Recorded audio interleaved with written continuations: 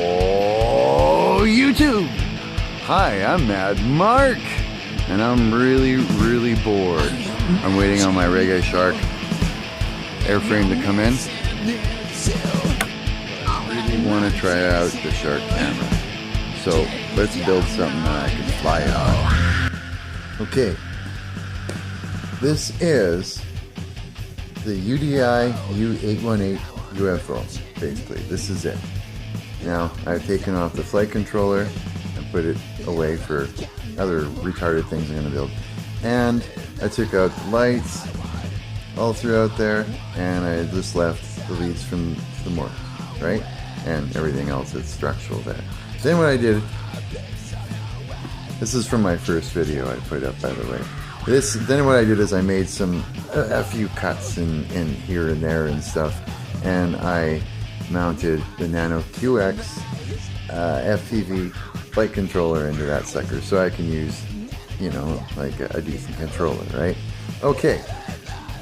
I also had this camera on it for my first video, and this is the Spectrum VA1100, if I'm correct. It's the first one, I think. Yes, it's pretty decent. The only thing is that in low light it does not switch fast enough, and when I'm outside and when I go fly around at night, no one's around, that's why, and I turn towards anything that's a little bit dark, everything goes black.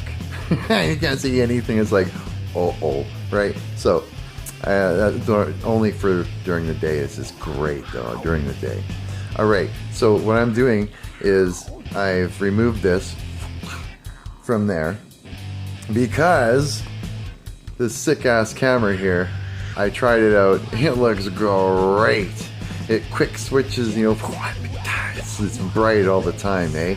Real sharp too, just sick. And I'm gonna mount it on here, and I was using this flight battery in the last video when I was flying this sucker. It's 3.7 volts, like right on, and it's 750 milliamps. Now the only reason that this thing is even like working at all with this Nano QX PV flight controller is this really heavy gauge wire that I'm using with the JST connector that I've actually soldered onto. I'm gonna zoom in on that sucker that I've soldered onto the board, and yeah, that's a whole nother story.